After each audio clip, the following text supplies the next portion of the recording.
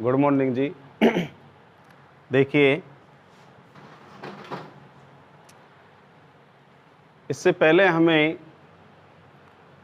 Video जो बनाई थी उसमें प्रश्नावली नंबर 5.2 के आगे के जो सवाल हैं हमने हल करा दिए हैं। थोड़ा सा और उसके बारे में समझाते हैं, कौन सा सूत्र लग रहा है इसमें, कौन सा चल रहा है। जो बच्चे हमारे पहली वाली जो वीडियो नहीं देखे, उन्होंने नहीं देखी, तो वो आप देखना चालू कर दें। तो इसमें देखिए, अंतिम पद का मान, अंतिम पद का मान, अंतिम पद का मान ए एन बराबर ए प्लस एन माइनस 1 और डी। 5.2 में इस सूत्र का प्रयोग होगा। उसके बाद में इसमें एक दूसरा और है, जो अंतिम पद से आगे का पद निकालना, तो उसका सूत्र है अंतिम पद से आरवां पद, यानी अंतिम पद से आरवां पद। अंतिम पद से आरवां पद। अब देखिए, अंतिम पद का मान निकालना, इसमें तो जो एन है, एन वा पद है, कौन सा पद निकालना है, तो उसमें तो हम एन का प्रयोग करते हैं। परंतु जब हम अंतिम पद से पहला पद ज्ञात करने हैं, यानी पहला वाला पद, अंतिम पद से और पहले कोई भी हम पद निकालते हैं, तो उसमें एन का नहीं, वहाँ हम आर का प्रयोग करते हैं उसमें। तो अंतिम पद से 10वां पद, अंतिम पद से 18वां पद, जो पद हैं उनको हम यानी एन से नहीं आर से संबोधित करते हैं। तो इसका सूत्र है ए आर बराबर A N minus A N minus और आर माइनस 1 डी। इस सूत्र का प्रयोग करते हैं। ए आर बराबर A N minus R minus 1 into D, इस सूत्र का प्रयोग करते हैं। जो ये दोनों ही सूत्र 5.2 प्रश्नावली में चलते हैं। अब उसके बाद में इससे पहले वाली जो वीडियो थी हमारी दूसरे नंबर की, उसमें हमने सवाल नंबर हल करा दिए थे 5 तक। तो अब देखिए, आगे के सवाल कराते हैं। 6वें सवाल से चालू कराते स्टार्ट करते हैं हम। सवाल नंबर 6वां। सवाल नंबर 6वां है कि 3 अंकों वाली कितनी संख्याएं 7 से विभाज्य हैं। ये सवाल है। 3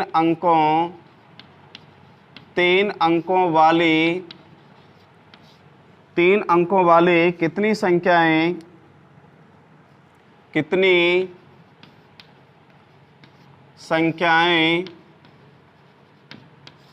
7 से, कितनी संख्याएं 7 से विभाज्य हैं, ये सवाल है। अब देखिए, इसमें 3 अंकों वाली कितनी संख्याएं 7 से विभाज्य हैं, तो ये सवाल है। तो अब जैसे इसको हल करेंगे हम, तो अब देखिए, सबसे पहले हमें देखना है कि भाई 3 अंकों वाली संख्याएं कौन कौन सी हैं, कहाँ से स्टार्ट होती 3 अंकों वाली संख्याएं और कहाँ तक होती हैं। देखिए, 3 अंकों वाली संख्याएं 100 से शुरू होती हैं और कहाँ तक होती हैं, वो 999 तक। तो यानी इसके बीच में जो संख्याएं हैं वो सभी 3 अंकों वाली संख्याएं हैं। 100 से शुरू होती हैं और 999 तक होती हैं, यानी 3 अंकों वाली संख्याएं।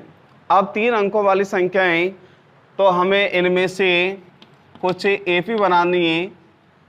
3 अंकों वाली ऐसी संख्या लें जिनमें यानी 7 का पूरा भाग भी जा रहा हो। तो यानी सबसे पहली संख्या है 105। 105 112, 119। तो 105 है, ये तो पहला पद है, ये दूसरा पद है और ये तीसरा पद है। अब उसके बाद में अंत में 999 से पहले ऐसी संख्या देखिए जिसमें 7 का पूरा भाग जा रहा हो, जो उसको हम अंतिम पद कहेंगे, तो वो है 994। 994। तो अब देखिए इसमें पहला पद है 105, दूसरा पद है 112, तीसरा पद है 119 और अंतिम पद का मान है 994। तो उसके बाद में यहाँ 3 अंकों वाली संख्याएं सभी, ये भी 3 अंकों वाली हैं। लास्ट वाली जो अंतिम पद की जो संख्या है ये भी 3 अंकों वाली है। तो इसमें पहला पद a बराबर 105, सार्व अंतर यानी d पहला पद को और दूसरे पद में से घटाएंगे तो 112 माइनस 105 तो बराबर कितना, 7, यानी d का मान कितना आ गया, 7। n का मान हमें इसमें ज्ञात करना है। उसके बाद में an का मान है 994। 994। तो अब देखिए इसमें सबसे पहले हम यहाँ सूत्र लगाएंगे, वही सूत्र लगाना है ऊपर वाला जो पहले हमने बताया था आपको, भाई a plus n minus 1 d बराबर an। इसी सूत्र का इसमें क्या करना है, प्रयोग करना है। तो a का मान है इसमें 105, n का मान नहीं है इसमें, d का मान 7 बराबर an का मान 994। तो इसमें 105 प्लस 7 कैसे गुना करेंगे तो 7n माइनस 7 बराबर 994। अब देखिए ये तो 107 है, 105 है और ये माइनस का 7 है। तो अब देखिए यहाँ 105 में से और 7 घटा दीजिए। तो उसके बाद में यहाँ हम घटाएंगे, देखिए इसमें 7n और प्लस के बच गए, इसमें 105 में से और 7 घटाएंगे तो यहाँ बच गए कितने, 98 बराबर 994। 994। तो अब देखिए 98 का उधर क्या करना है, पक्षांतरण करने पर। तो इसका यदि हम पक्षांतरण करें तो इसमें 7n बराबर 994 और माइनस का 98। 7n बराबर 994 से और 994 से 98 घटाएं तो 14 6 9 896, 800 और 96। तो 896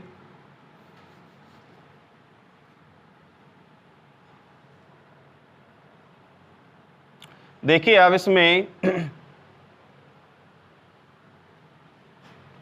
n बराबर, यहाँ देखिए इसमें 896 बटे कितना, 7। तो n बराबर 7 कैसे भाग लगाएं, 896 में 1 बार गया, 1 19 7 2 14 5 8 7 56। तो यहाँ आ गया 128। तो उसके बाद में 128 आ गया। तो n का मान कितना आ गया, यहाँ 128 आ गया। तो अब उसके बाद में 3 अंकों वाली कितनी संख्याएं 7 से विभाज्य हैं, तो 3 अंकों वाली कितनी संख्याएं 128 हैं जो 7 से विभाज्य हैं। तो उसके बाद में पदों की संख्याएं 3 से विभाज्य संख्याएं कितनी, 128 है। यही क्या इसका आंसर है। दोबारा देखिए 3 अंकों वाली कितनी संख्याएं 7 से विभाज्य हैं। तो 3 अंकों वाली संख्याएं कहाँ से शुरू होती हैं, 100 से कहाँ तक होती हैं, 999 तक।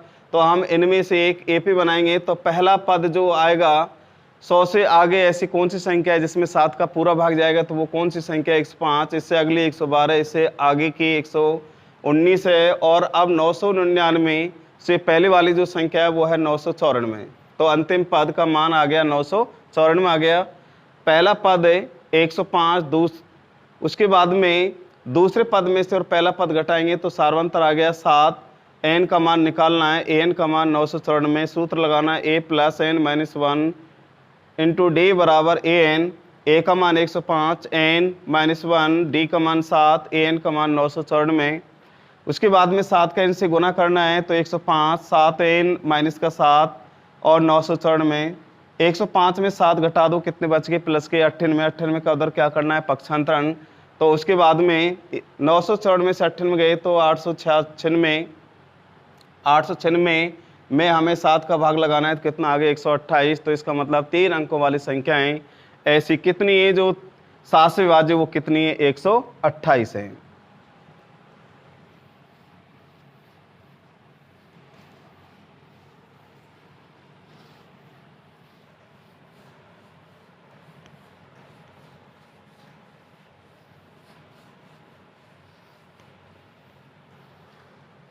अगला सवाल है 7वां। 7वां सवाल है समांतर श्रेणी,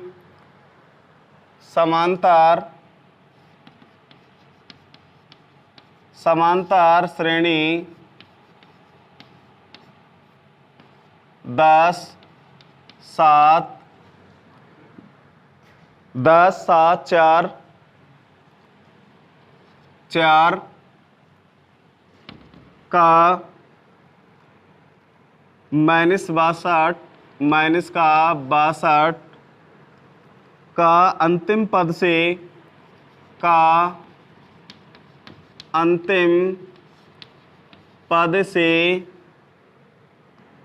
अंतिम पद से 11वां पद ज्ञात कीजिए।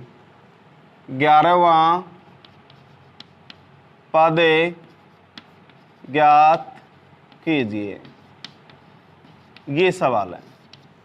समांतर श्रेणी 10 7 4 -62 का अंतिम पद से 11वां पद ज्ञात कीजिए। अब इसमें हमें अंतिम पद से 11वां पद ज्ञात करना है, तो उसके बाद में जैसे इसको हल करें हम, तो अब देखिए यहाँ a का मान तो है कितना? 10, d का मान निकालना है 7 - 10 बराबर -3। और अब इसमें n का मान नहीं रखना है, n के स्थान पर हमें कौन सा लेना है? r लेना है, क्योंकि अंतिम पद से है ये। तो उसके बाद में 11, उसके बाद में है an का मान -62।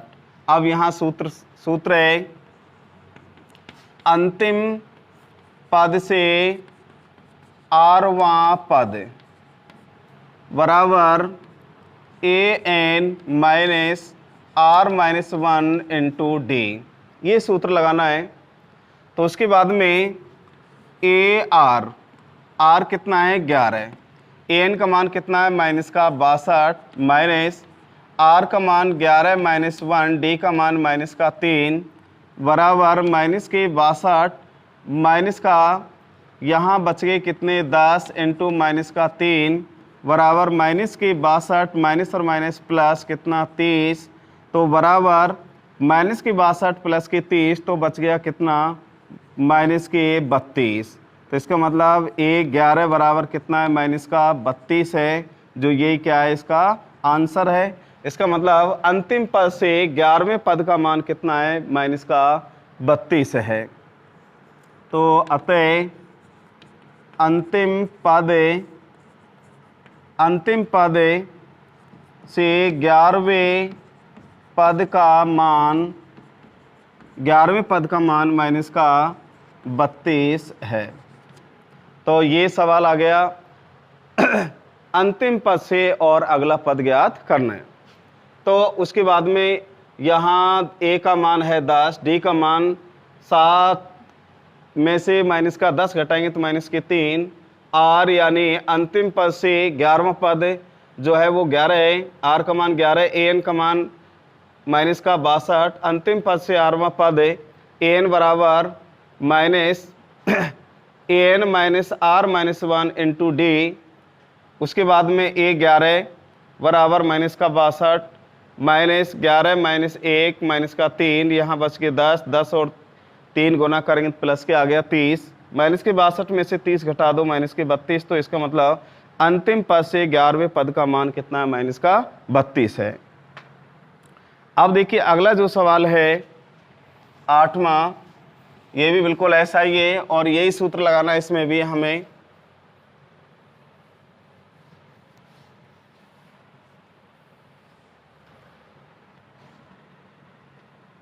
आठवां सवाल है समांतर श्रेणी, सवाल नंबर 8वां। एपी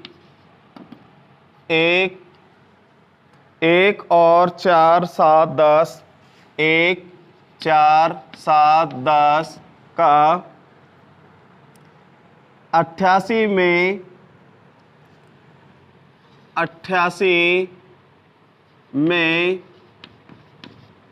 अंतिम पद से 12वां पद में अंत से 12वां पद ज्ञात कीजिए। अंतिम पद से 12वां पद ज्ञात कीजिए। देखिए समांतर श्रेणी 1 4 7 10 88 में अंतिम पद से 12वां पद, इसका मतलब 12वां पद ज्ञात कीजिए। तो अब देखिए इसमें जैसे इसको हल करेंगे, यहाँ a बराबर 1, d बराबर 4 माइनस 1 बराबर 3, r का मान कितना है इसमें 12 और a n का मान दे रखा है कितना 88 है। तो उसके बाद में a r बराबर a n minus r minus 1 into D, इस सूत्र का और इसमें क्या करना है, हमें प्रयोग करना है। तो उसके बाद में a 12 बराबर a n का मान 88 माइनस r 12 माइनस 1 d का मान 3 बराबर 88 माइनस का यहाँ बच के 11 इंटू 3 बराबर 88, 11 तिया 33 बराबर यहाँ बच गए कितना 55। तो इसका मतलब a 12, अंतिम पद से 12वें पद का मान कितना है 55। तो ये क्या इसका आंसर है ये। तो उसके बाद में इससे पहले वाला जो 7वां सवाल कराया था बिल्कुल ऐसा ही है, वो भी दोनों सवाल एक जैसे हैं। अब देखिए अगला सवाल है 9वां सवाल। यदि आप उतारना चाहें तो आप उतार सकते हैं इसको क्योंकि ये 7वां और 8वें दोनों सवाल बिल्कुल समान हैं।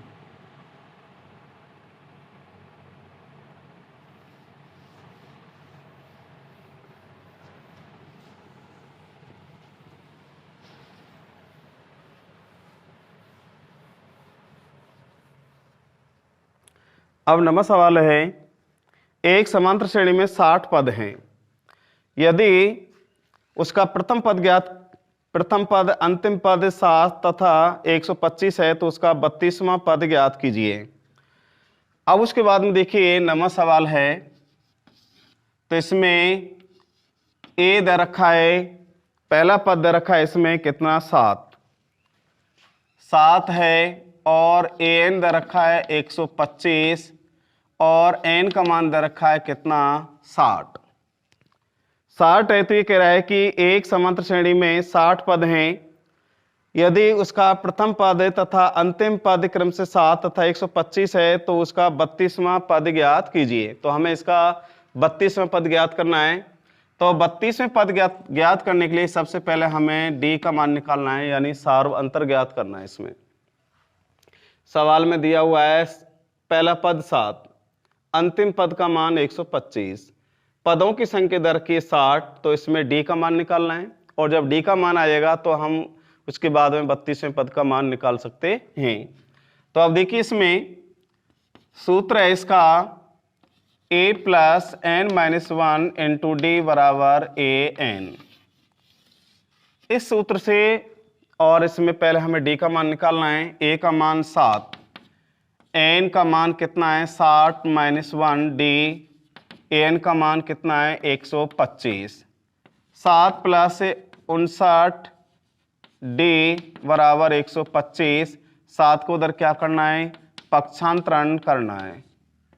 तो पक्षांतरण करने पर तो इसमें 59D बराबर 125 माइनस 7, तो इसमें 59D। अब देखिए 125 में से 7 घटाएं, 7 घटाएंगे तो 15 में से 7 गया तो 8, 1 और 1, 118। उसके बाद में D बराबर 118 बटे कितना 59, और 59 से कट गया कितनी बार 2 बार, तो D बराबर आ गया कितना, इसमें 2 आ गया D बराबर। तो जब हमारे देखिए इससे हमें पहले D का मान निकालना है, सारवंतर ज्ञात करना है, और सारवंतर ज्ञात करने के बाद में तब हमें अब निकालना है 32वें पद का मान। तो दोबारा वापस हमें पहला पद तो वही लेना है 7, और उसके बाद में पदों की संख्या यानी n का मान लेना है कितना 32। पूछ रहा है D का मान दे रखा है कितना, इसमें 2 अभी हल किया है हमने एक बार, D का सारवंतर 2 है तो 2 आ गया। तो अब हमें 32वें पद का मान निकालना है, तो वापस हमें यही सूत्र लगाना है an बराबर a plus n minus 1 into D। इसी सूत्र का वापस हमें प्रयोग करना है, तो इसमें a 32 बराबर a का मान 7 प्लस n का मान 32 माइनस 1 D का मान 2। तो इसमें 32वें पद का मान बराबर 7 प्लस यहाँ 31 इंटू 2, क्योंकि 32 में से 1 घटा दिया कितना बच गया 31। उसके बाद में है 7 प्लस 2 और 3 9 6 31 इंटू 2 करेंगे तो कितना आ गया 62 आ गया। 62 में कितना जोड़ दें 7 जोड़ दें तो आ गया कितना भाई 7 2 और 7 9 और 6 69। तो इसका मतलब 32 में पद का मान कितना आ गया 69 आ गया। तो यहाँ देखिए अतः 32वें पद का मान 69 है। तो ये हो गया आपका कौन सा सवाल, 9वां सवाल हो गया। पहले हमने D का मान निकालना है, उसके बाद में D का मान आएगा तो हमारे पास पहला पद दे रखा है, पदों की संख्या वो पूछ रहा है 32, सारवंतर हमने निकाल लिया 2। उसके बाद में an बराबर a plus n minus 1 into D वाले सूत्र में संख्याओं को रखने और तब आएगा 32 पद का मान कितना आ गया 69 आ गया। तो ये हो गया आपका 9वां सवाल। आप इसको उतार लें।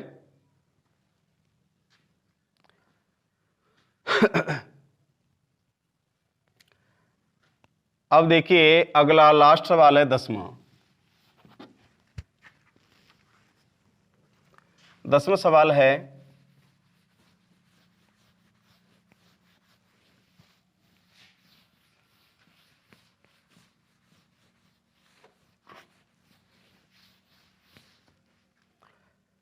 चार संख्याएं समांतर श्रेणी में हैं। सवाल नंबर 10वां है, 4 संख्याएं समांतर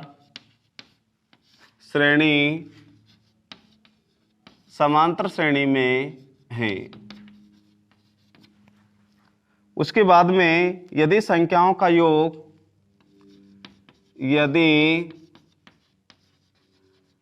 संख्याओं का योग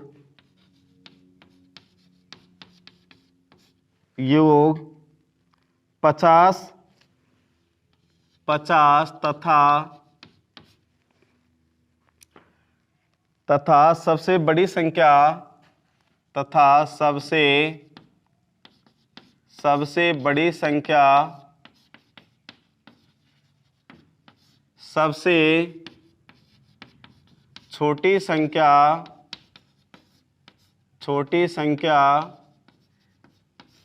सबसे छोटी संख्या की 4 गुनी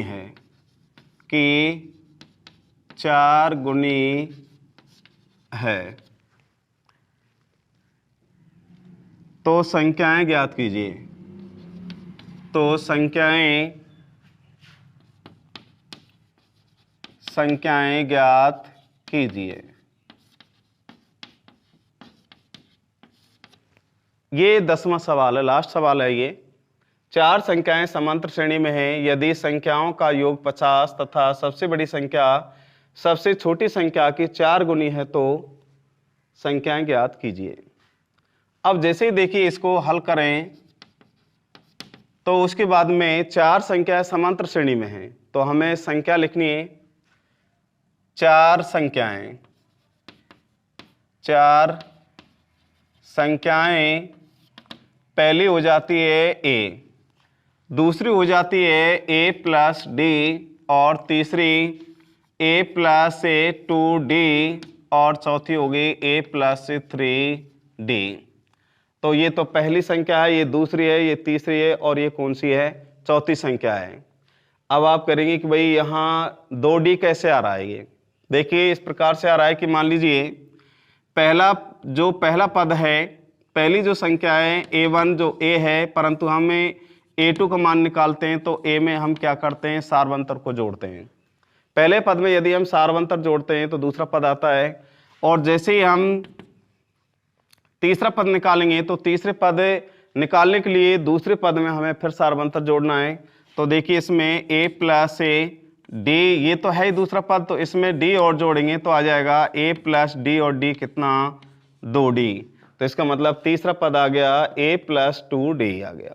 इसी प्रकार से अगर हमें चौथा पद निकालना है तो चौथे पद के लिए हमें क्या करना पड़ता है? वह तीसरे पद में और सार्वंतर को फिर जोड़ दीजिए।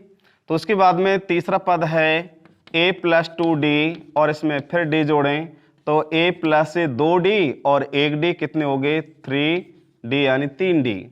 तो a प्लस 3d ये आ गया चौथा पद। तो इस प्रकार से यहाँ 3d 2d ये आए हैं। कहीं आप ये समझें भाई ये 2d और 3d कहाँ से आ गया? तो ये इस प्रकार से आते हैं। ये पहला पद हो गया, ये दूसरा, और ये तीसरा, और ये चौथा। सबसे छोटी संख्या इसमें a है, और सबसे बड़ी संख्या a प्लस 3d यानी चौथा पद है इसमें।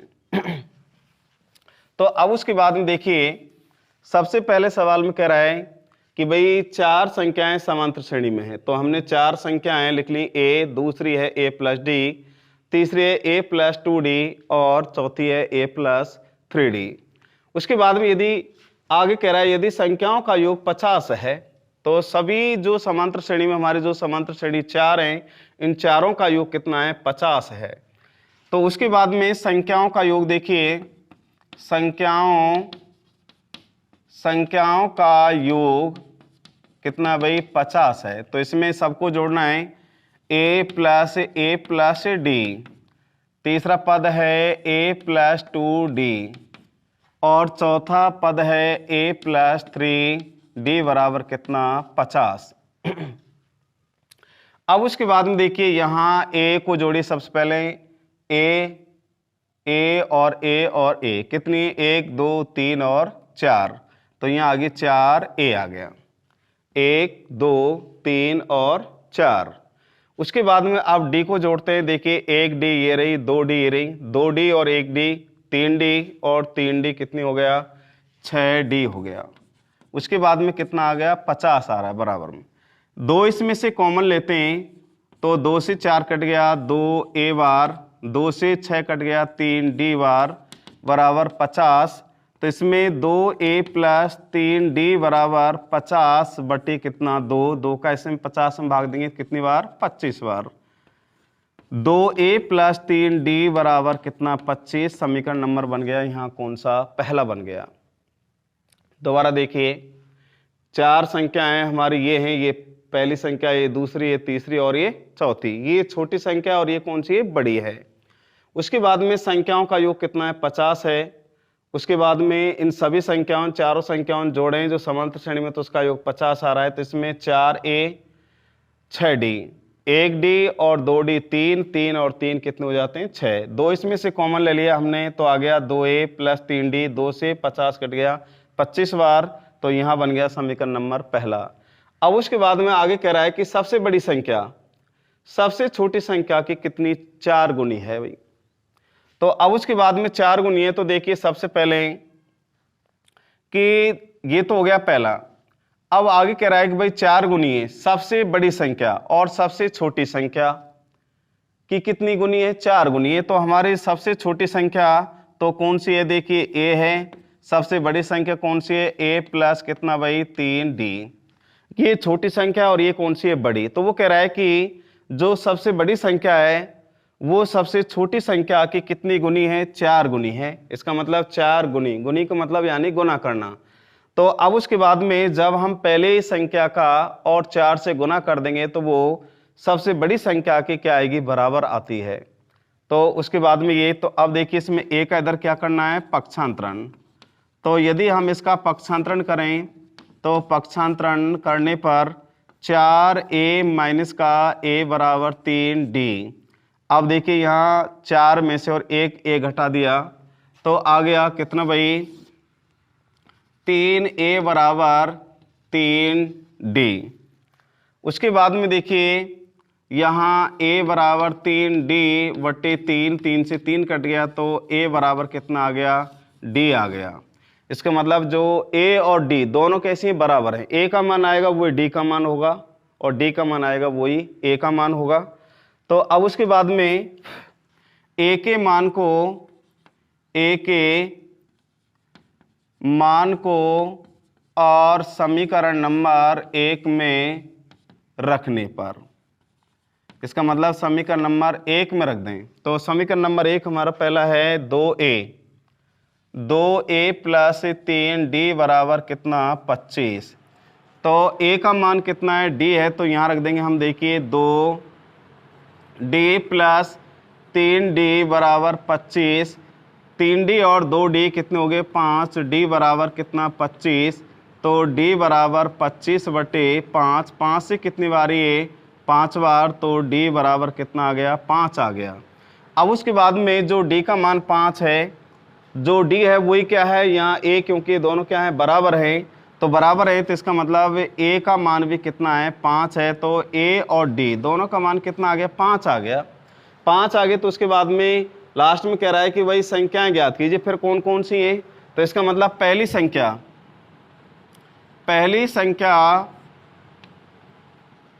संख्या यानी a बराबर कितना है, 5 है इसमें। अब हमें दूसरी संख्या निकालनी है, तो दूसरी संख्या बराबर यानी a प्लस डी। तो a प्लस डी, तो इसमें a प्लस डी सार्वंतर, तो इसमें 5 प्लस 5 बराबर कितना आ गया, 10 आ गया। 10 आ गए तो अब उसके बाद में तीसरी संख्या निकालें। तीसरी संख्या, तो तीसरी संख्या निकालते हैं। तो देखिए तीसरी संख्या यहाँ, ये पहला हो गया, दूसरा हो गया, तीसरी ये a प्लस 2d। तो इसमें रखेंगे, देखिए a का मान कितना है, 5 प्लस 2 d का मान कितना है इसमें, 5। तो 5 प्लस 10 बराबर कितना आ गया, 15। और चौथी संख्या निकालें। चौथी संख्या बराबर, चौथी संख्या देखिए यहाँ a प्लस 3d। तो a का मान 5, 3 इंटू 5 तो बराबर 5 प्लस 15 और बराबर कितना आ गया, 20। तो अब उसके बाद में पहली संख्या तो है 5, दूसरी है कितनी, 10, तीसरी संख्या है 15 और चौथी संख्या कितनी आ जाती है, 20 आ जाती है। तो यही क्या है, इनके आंसर हैं। तो अब उसके बाद में यही क्या है, एपी में है ये 5, 10, 15 और 20, और यही संख्या इसमें पूछ रहा था भाई संख्या ज्ञात कीजिए। अब मान लीजिए सवाल में बोल रहा था भाई सबसे बड़ी संख्या और सबसे छोटी संख्या की 4 गुनी है। तो सबसे छोटी संख्या 5 और सबसे बड़ी कितनी है, 20 है। यदि हम सबसे छोटी संख्या 5 का और 4 से गुना कर दें तो कितना आता है, 20 आता है, जो दोनों क्या है, ये बराबर हैं। तो ये हो गई आपकी 5.2 कंप्लीट हो गई, पूरे सवाल हो गए। अब उसके बाद में आप उतारना चाहें तो आप उतार सकते हैं इसको। उसके बाद में फिर आपको हम 5.3 समझाएंगे आपको।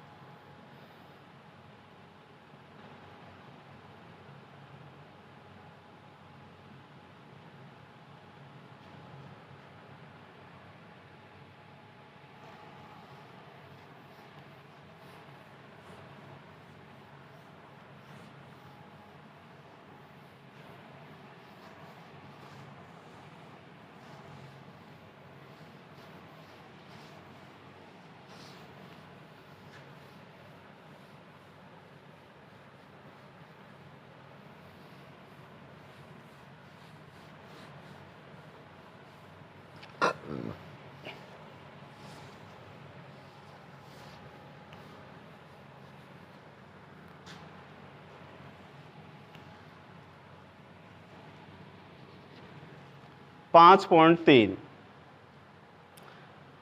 यानी हमने पहली जो वीडियो बनाई थी सबसे पहले, उसमें हमने 5.1 को किया था, पूरे सवाल करा दिए थे, उसके बारे में समझा भी दिया था हमने।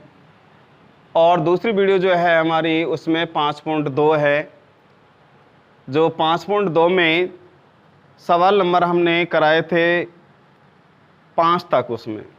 और जो हमारी आज जो तीसरी वीडियो है तो उसमें 5.2 के 7 से यानी 6वें सवाल से और 10वें सवाल तक पूरे हो गए, और 5.3 के भी सवाल इसमें बता रहे हैं। जो इसमें 5.3 में है यानी पदों का योगफल, n पदों का योगफल। जो n पदों का योगफल के हमारे 2 सूत्र हैं, और वो दोनों सूत्र कब कब लगाए जाते हैं देखिए। मान लीजिए सवाल में एक तो पहला पद दे रखा है यानी a का मान दे रखा हो, और सार्वंतर दे रखा हो पदों, और पदों की संख्या यानी n का मान दे रखा है। ये तीनों दे रखे हो, पहला पद दे रखा हो, सार्वंतर दे रखा है, और पदों की संख्या दे रखी है, और वो पूछ रहा है भाई n पदों का योगफल ज्ञात कीजिए। तो इसका सूत्र है देखिए, Sn बराबर n/2 2a प्लस n-1d। इस सूत्र का प्रयोग करते हैं हम कब, जब इसमें पहला पद दे रखा है, सार्वंतर दे रखा है, पदों की संख्या दे रखी है उसमें, और वो पूछ रहा है भाई पदों की संख्या यानी 12 पदों का योगफल, 10 पदों का योगफल पूछ रहा है। तो उसमें हम इस सूत्र का प्रयोग करते हैं, Sn बराबर n/2 2a plus n-1 into D. और मान लीजिए कुछ सवालों में ऐसा भी आएगा, a का मान दे रखा है, पदों की संख्या भी दे रखी है इसमें, और an या फिर l अंतिम पद का मान दे रखा है।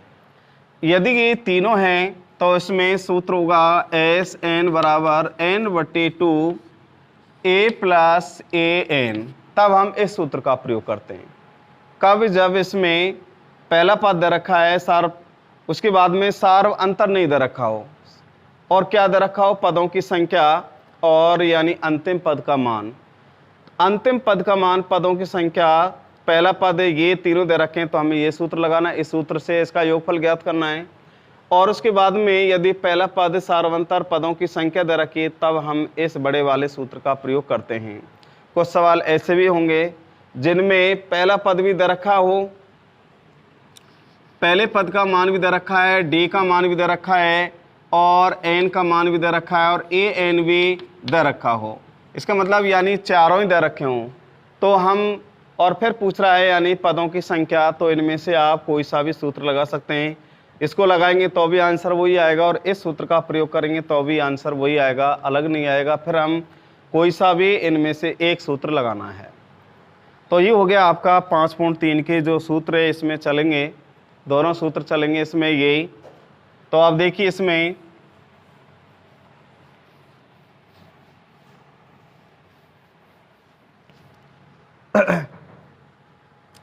पाँच 5.3 का पहला सवाल है, निम्नलिखित समांतर श्रेणियों का योगफल ज्ञात कीजिए।